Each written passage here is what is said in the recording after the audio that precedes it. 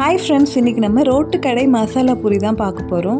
பர்ஃபெக்டான அளவில் எப்படி செய்யுதுன்னு பார்க்கலாம். அதுவும் கொஞ்சமான இன்க்ரீடியண்ட் வச்சு.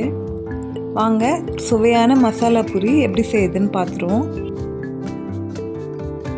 பச்சை பட்டாணி நைட்டே ஊற வச்சாச்சு. அந்த பச்சை பட்டாணியும் உருளைக்கிழங்கு 2 எடுத்துருக்கேன். தோல் நீக்கிட்டு அதையும் சேர்த்துட்டு வேக விட்டுடலாம்.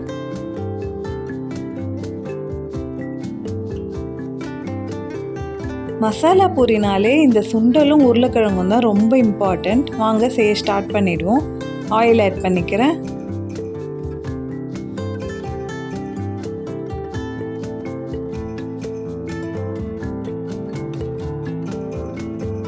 பட்டை 2 துண்டு ஆட் பண்ணிடுறேன். கல்பாசி 2, கிராம்பு 5, சோம்பு 1/2 ஸ்பூன்,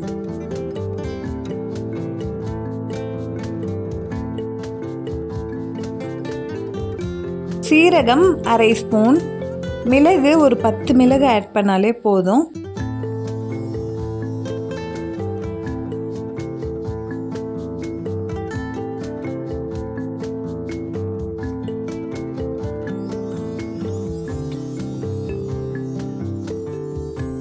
இப்போ இதெல்லாம் நல்லா ஃப்ரை ஆயிடுச்சு. நெக்ஸ்ட் பூண்டு பல் 9 ஆட் பண்ணிக்கிறேன். ஒரு துண்டு அளவுக்கு இஞ்சி ஆட் பண்ணிடலாம். 4 பச்சை மிளகாய் கட் பண்ணி சேர்த்துக்கிறேன். ஆயிலில் இதை நல்லா ஃப்ரை பண்ணிடுவோம்.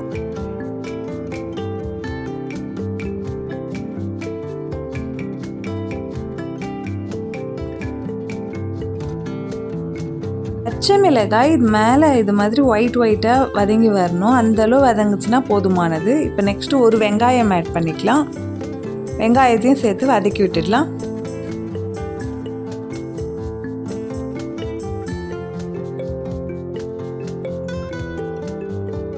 தக்காளி 1 சேர்த்துக்கிறேன்.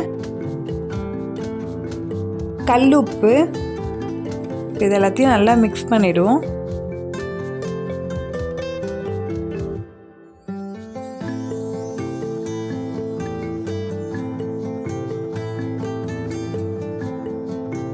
தக்காளி நல்லா வதங்கி வரணும். பொறுமையாக வதக்கி விட்டுருவோம்.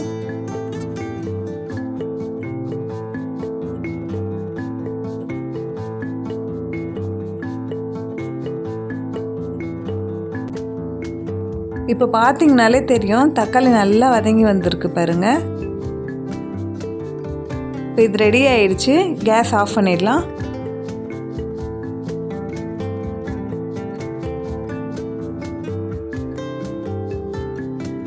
வேக வச்ச பட்டாணி கொஞ்சமாக ஆட் பண்ணிடுவோம். அடுத்து நம்ம வதக்கி வச்சுருக்க வெங்காயம் தக்காளி மிக்ஸை ஆட் பண்ணிடுவோம்.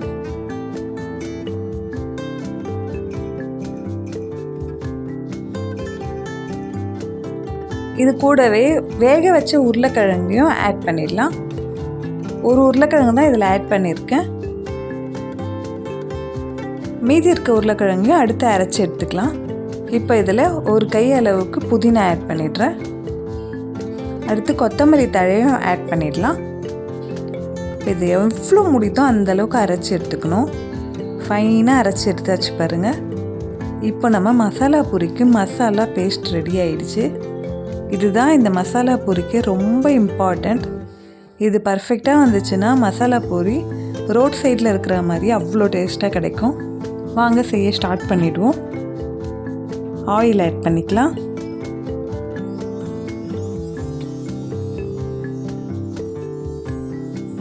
ஆயிலே நம்ம அரைச்ச விழுதியும் ஆட் பண்ணிடலாம்.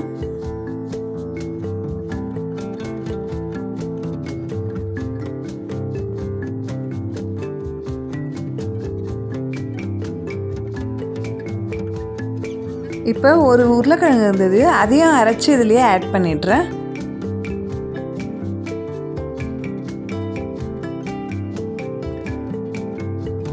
மீதி இருக்கிற வேக வச்ச பச்சை சுண்டலையும் ஆட் பண்ணிடலாம். அந்த வாட்டரோடையே நான் ஆட் பண்ணிக்கிறேன். இதை நல்லா கலந்துடலாம்.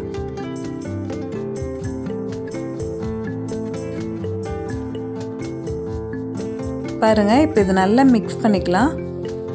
இப்போ இதில் ஸ்பைசஸ் ஆட் பண்ண போகிறோம். தனி மிளகாய் தூள் 2 ஸ்பூன் ஆட் பண்ணிக்கிறேன். சால்ட்டு கொஞ்சமாக ஆட் பண்ணிடலாம்.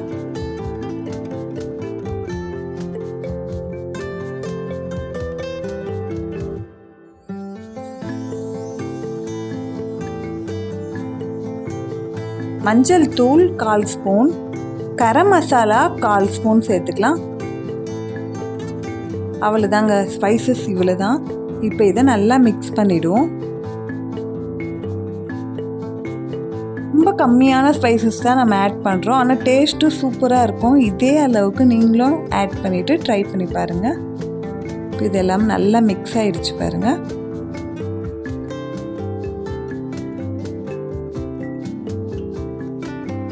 இப்போ இது திக்காக கிடைக்கும், அதனால் நமக்கு வாட்டர் ஆட் பண்ணிக்கணும். 2 கப் வாட்டர் ஆட் பண்ணிடலாம். ஆட் பண்ணிட்டு இது கொதிக்க விட்டுடணும்.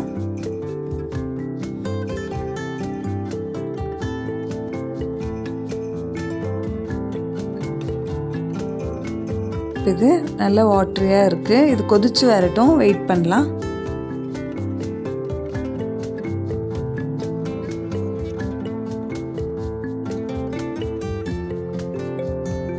பூரி ரெடி பண்ணிடலாம். ஆயில் ஆட் பண்ணிக்கிறேன்.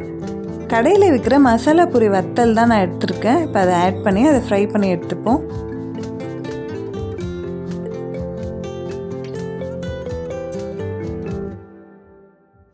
பூரி இதுமாதிரி ஒன் சைடு நல்லா வெந்து வந்தோடனே அதுவே திரும்பிடும். நம்ம லைட்டாக மிக்ஸ் பண்ணி விட்டோன்னா நல்லா பெருசாக வரும்.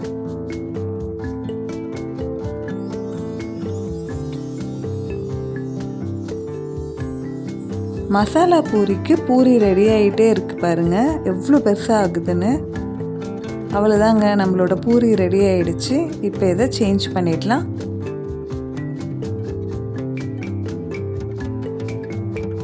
பூரி எல்லாத்தையும் பிளேட்டில் சேஞ்ச் பண்ணிக்கலாம்.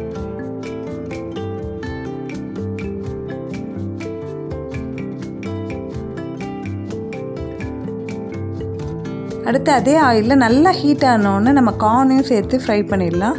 நம்ம ஹீட்டில் சேர்த்தோன்னே எவ்வளோ சீக்கிரமாக ஃப்ரை ஆகிட்டு பெருசாக வந்திருக்கு பாருங்கள்.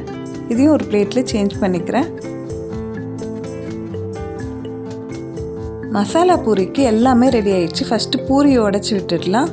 அடுத்து நம்ம ரெடி பண்ணி வச்சுருக்க மசாலா கிரேவியை 3 கரண்டி ஆட் பண்ணிக்கிறேன்.